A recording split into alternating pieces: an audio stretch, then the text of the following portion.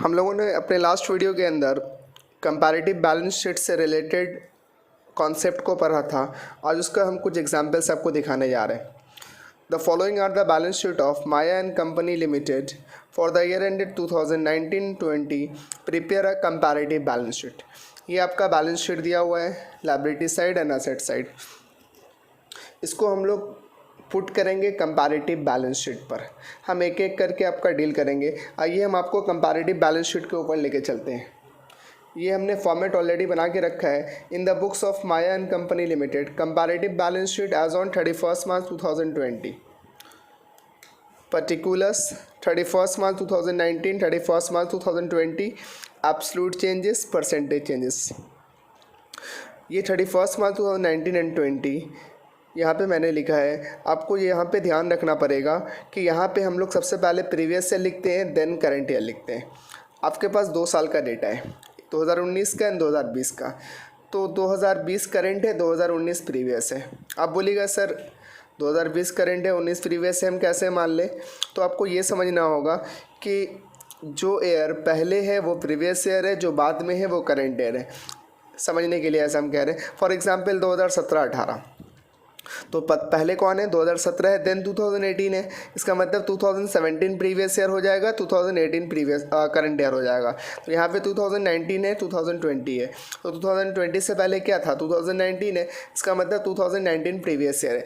इसलिए हमने फॉर्मेट के अंदर पहले प्रीवियस ईयर 2019 को दिखाया, फिर करंट ईयर 2020 को दिखाया। हम लोग बैलेंस शीट का फॉर्मेट ऑलरेडी देख चुके हैं। सवाल करते हैं।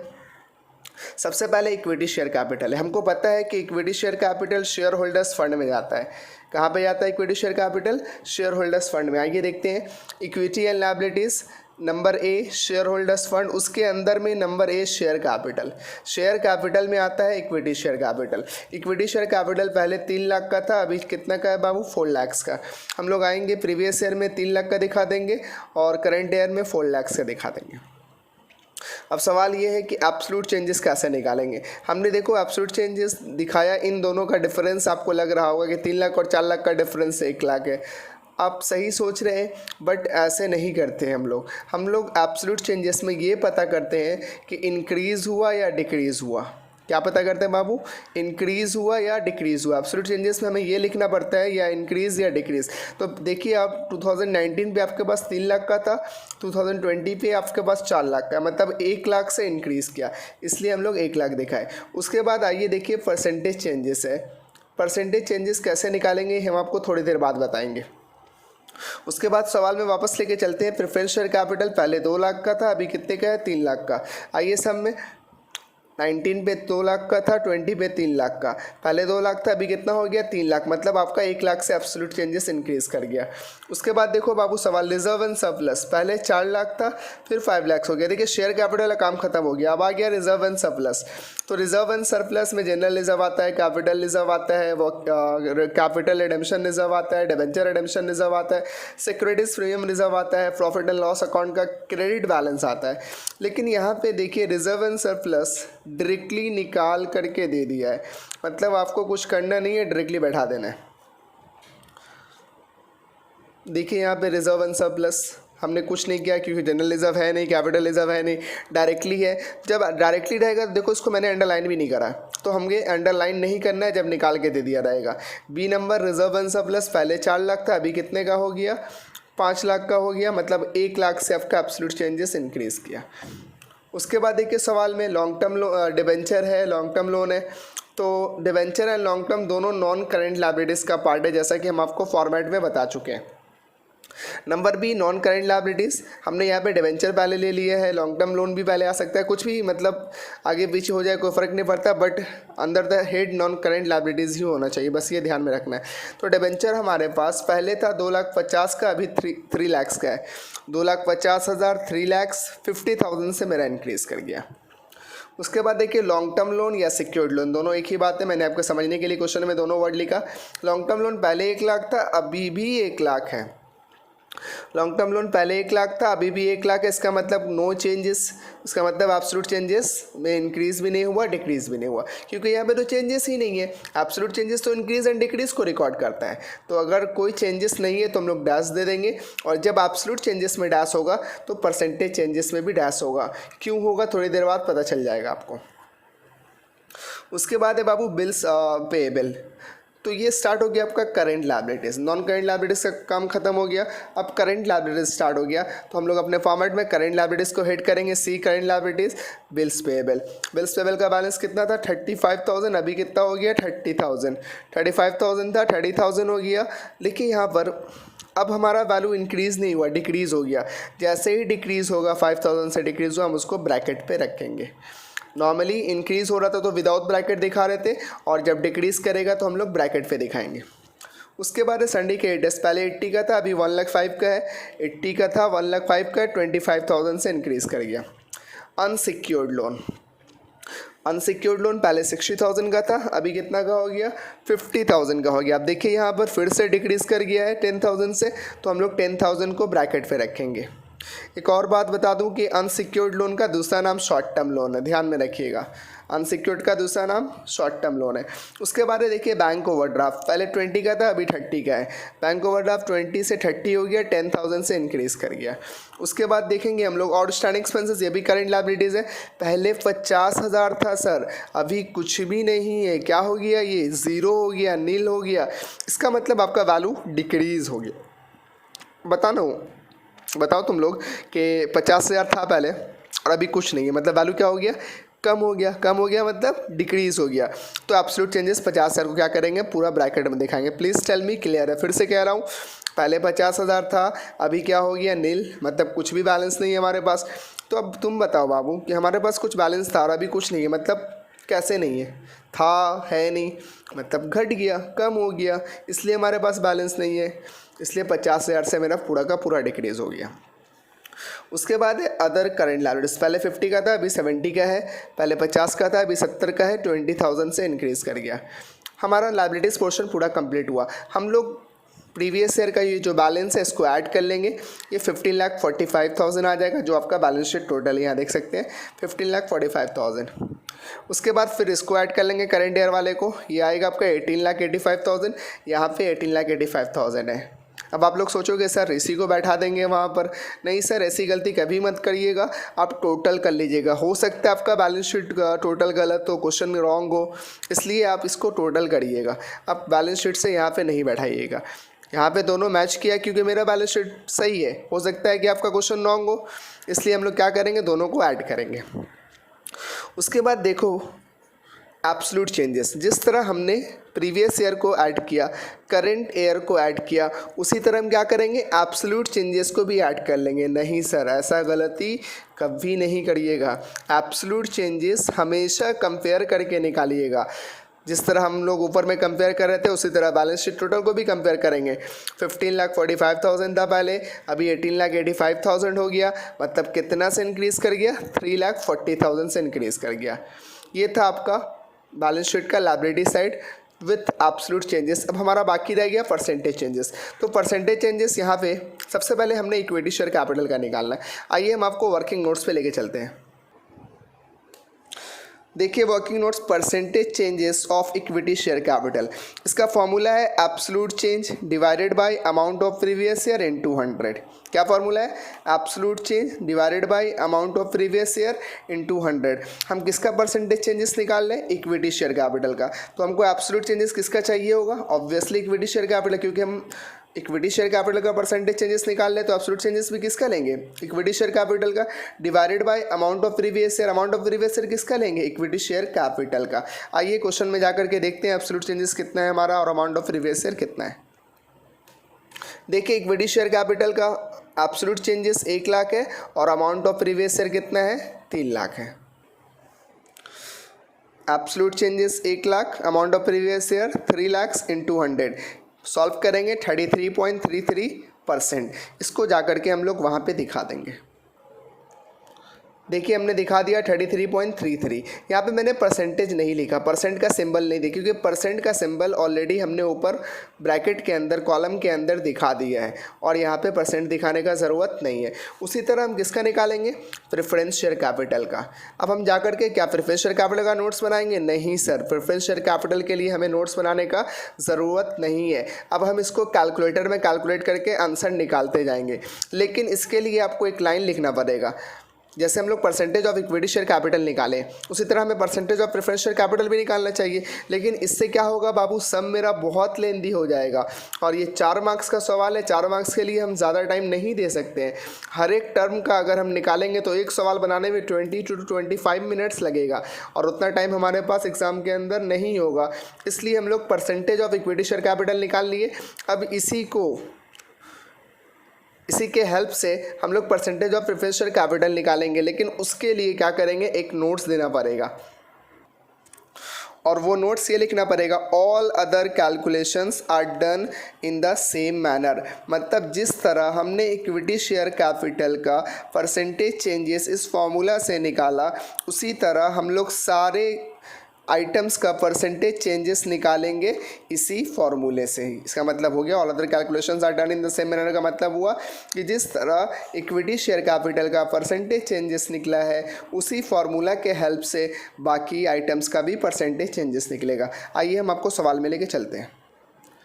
चलिए आइए देखते हैं। प्रेफरेंस शेयर कैपिटल का हमको परसेंटेज चेंजेस चाहिए। परसेंटेज चेंजेस का फॉर्मूला हम आपको बताएं, absolute changes divided by amount of previous year. तो हम अगर प्रेफरेंस शेयर कैपिटल का निकाल ले तो प्रेफरेंस शेयर कैपिटल का एब्सोल्यूट चेंजेस कितना है, 1 लाख है। इसका अमाउंट ऑफ प्रीवियस ईयर कितना है, 2 लाख है। मतलब 1 lakh divided by 2 lakh into 150%। उसी तरह रिजर्व एंड सरप्लस का absolute changes 1 lakh, amount of previous year 4 lakh, 1 lakh divided by 4 lakh into 125%। Hope so आपका क्लियर होता होगा। हम एक एक आइटम का निकाल करके दिखा रहे हैं, आप टेंशन नहीं लीजिएगा, बस कैलकुलेटर में कैलकुलेट करते रहिएगा। उसके बाद है डिबेंचर्स। डिबेंचर्स का हमको क्या चाहिए बाबू, percentage changes. Same formula, absolute changes कितना है मेरा 50,000 divided by amount of previous year कितना है 2,50,000 इंटू 120%। उसके बाद हमको चाहिए बाबू लॉन्ग टर्म लोन का परसेंटेज चेंजेस। बट हम आपको बताते समय बोले थे कि जब एब्सोल्यूट चेंजेस नहीं होगा तो परसेंटेज चेंजेस नहीं निकलेगा। उस समय भी हम आपको बताए थे स्टार्टिंग में, क्यों नहीं निकलेगा अब मैं आपको बता रहा हूँ। देखो परसेंटेज चेंजेस निकालने का फॉर्मूला क्या, absolute changes divided by amount of previous year. यहाँ पे तो अमाउंट ऑफ प्रीवियस ईयर है बट एब्सोल्यूट चेंजेस नहीं है। जब एब्सोल्यूट चेंजेस नहीं रहेगा तो percentage changes can't be calculated. मतलब एब्सोल्यूट चेंजेस के बिना परसेंटेज चेंजेस हम लोग कैलकुलेट नहीं कर सकते हैं।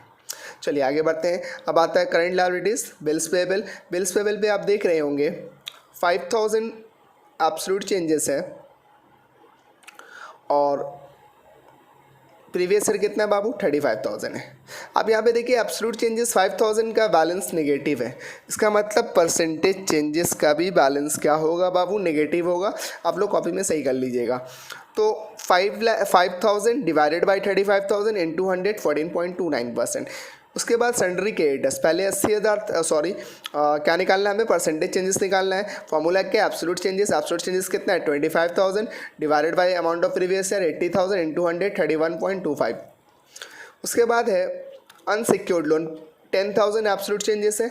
अमाउंट ऑफ प्रीवियस ईयर कितना है 60,000, 10,000 डिवाइड बाय 60,000 इंटू 100 आपका 16.67। चूँकि एब्सोल्यूट चेंजेस ब्रैकेट में था इसलिए परसेंटेज चेंजेस भी ब्रैकेट में होगा। इसी तरह हम लोग बैंक ओवरड्राफ्ट का निकालेंगे। आउटस्टैंडिंग एक्सपेंसेस देखिए पहले एब्सोल्यूट चेंजेस कितने हैं बाबू 50,000 है और अमाउंट ऑफ प्रीवियस ईयर कितना है 50,000 है। यहाँ पे फिर वही फॉर्मूला है, एब्सोल्यूट चेंजेस मतलब 50,000 divide by amount of previous year मतलब 50,000 इंटू 100%। चूँकि एब्सोल्यूट चेंजेस ब्रैकेट में इसलिए परसेंटेज चेंजेस भी ब्रैकेट पे होगा। इसी तरह अदर करंट लायबिलिटीज़ का भी निकाल लेंगे। टोटल, जिससे टोटल हमने एब्सोल्यूट चेंजेस निकाला था उसी तरह हम इसका परसेंटेज चेंजेस पे निकालेंगे। Formula will remain same, absolute changes 3,40,000 divided by amount of previous year 15,45,000 into 100, इसका हो जाएगा 22.01%। हम लोग यहाँ पे 22.01 दिखाएंगे। प्लीज़ टेल मी आपका लायबिलिटीज़ पोर्शन का absolute changes and percentage changes पूरा क्लियर है। जिस तरह हमने इसका निकाला परसेंटेज चेंजेस, उसी तरह असेट्स का भी निकालेंगे सेम फार्मूला से। इसके लिए भी आपको नोट्स बनाने का ज़रूरत नहीं है। आइए, नॉन करंट एसेट सबसे पहले इंटेंजिबल फिक्स एसेट, उसके अंदर में गुडविल था। इसका एब्सोल्यूट चेंजेस 20,000 है, इसका प्रीवियस ईयर 80 है। 20,000 divide by 80,000 into 100, 25%। Land building इसका एब्सोल्यूट चेंजेस 1 लाख है, इसका amount of previous year 4 lakh है। 1 lakh divide by 4 lakh into 100, 25%। इसी तरह हम लोग फर्नीचर का निकाल लेंगे, इन्वेस्टमेंट का निकाल लेंगे, अदर फिक्स एसेट्स का निकाल लेंगे। करंट एसेट पे देखिए, absolute changes 14,000, amount of previous year 61,000। 14,000 divide by 61,000 into 100, 22.95। इसी तरह हम लोग सन्ड्री डेटर्स का निकालेंगे, बिल रिसीवेबल का निकालेंगे।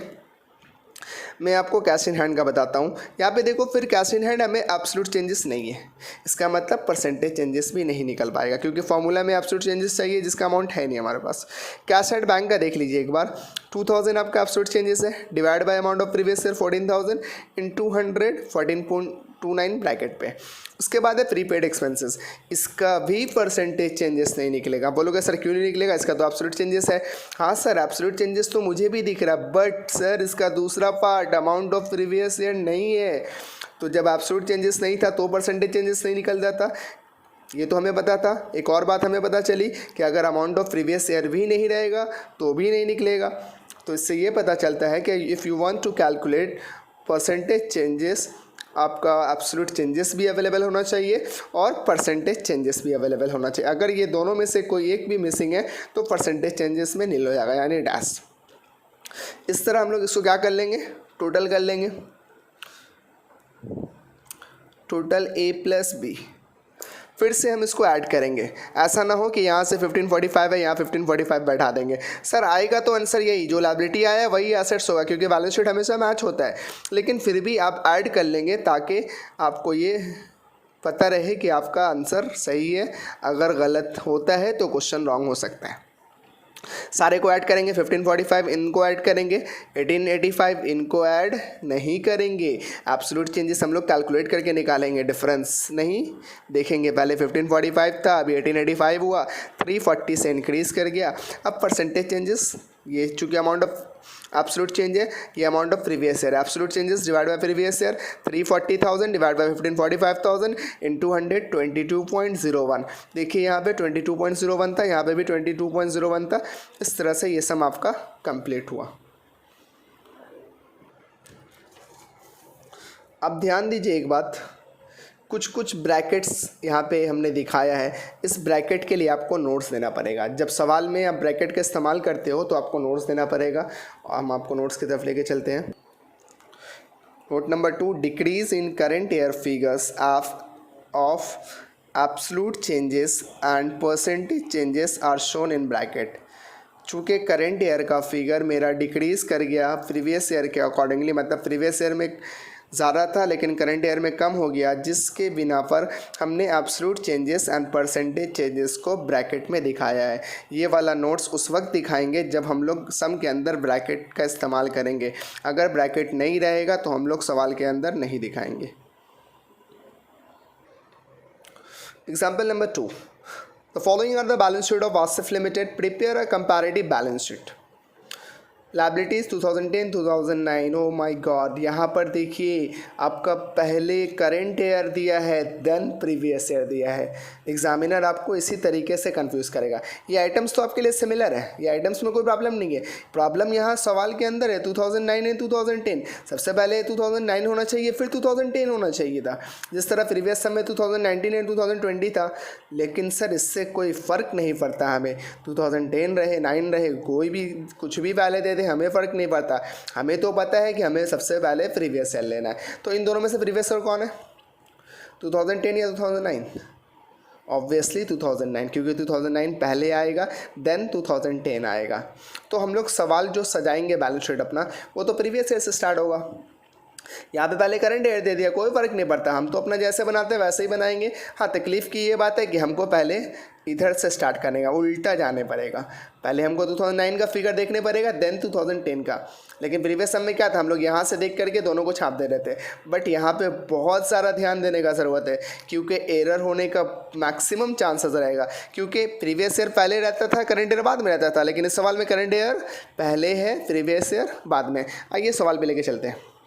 इन the books of Asif limited comparative balance sheet 2009 previous year पहले एज यूजुअल, 2010 करंट ईयर बाद में। सवाल में पहले नहीं दिया हुआ, बाद में दिया, उससे फ़र्क नहीं पड़ता, हमें बैलेंस शीट को सजाना है प्रीवियस ईयर से स्टार्ट करके। Absolute changes, percentage changes, equity and liabilities, share holders fund, share capital.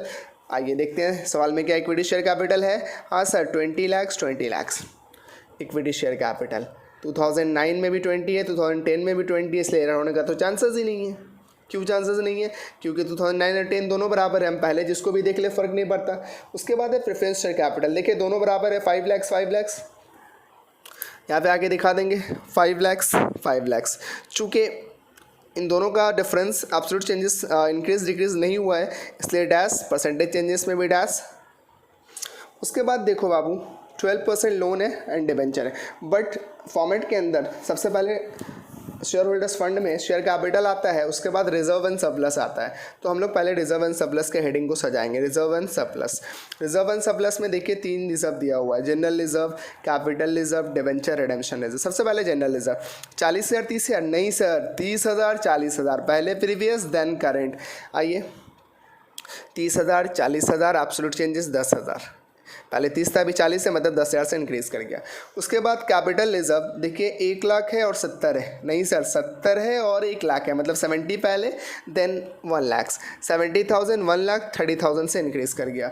उसके बाद देखो बाबू, डिबेंचर रिडेम्पशन रिजर्व पहले 40 था, अभी 50 हो गया, 40,000 50,000 10,000 से इंक्रीज़ कर गया, रिजर्व का काम हो गया।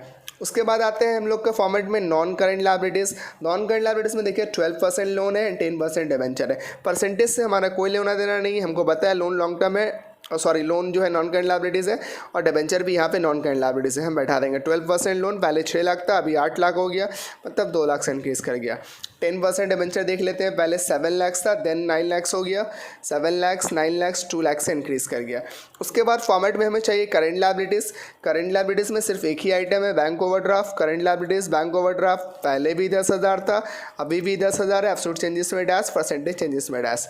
इसको क्या करेंगे, ऐड कर देंगे 39,50,000, इसको ऐड कर देंगे 44 लाख, इन दोनों को कंपेयर करके एब्सोल्यूट चेंजेस इंक्रीज़ हो गया 4,50,000 से। अब निकालना है परसेंटेज चेंजेस। तो परसेंटेज चेंजेस जब हम निकालेंगे तो एक बात ध्यान में रखना कि यहाँ पे प्रीवियस सम के अंदर हम लोग इक्विटी शेयर कैपिटल का निकाले थे, बट यहाँ पे इक्विटी शेयर कैपिटल में एब्सोल्यूट चेंजेस नहीं है, ना ही प्रेफरेंस शेयर कैपिटल में। तो अब जो नेक्स्ट पॉइंट है जनरल रिजर्व, इससे हमारा परसेंटेज चेंजेस सारा निकलेगा। आइए नोट्स पे लेके चलते हैं। देखिए परसेंटेज चेंजेस सही कर लीजिएगा of general reserve, absolute changes divided by amount of previous year into 100। आओ सवाल देखो, एब्सोल्यूट चेंजेस कितना है बाबू, 10,000 है, अमाउंट ऑफ प्रीवियस ईयर कितना है, 30,000 है।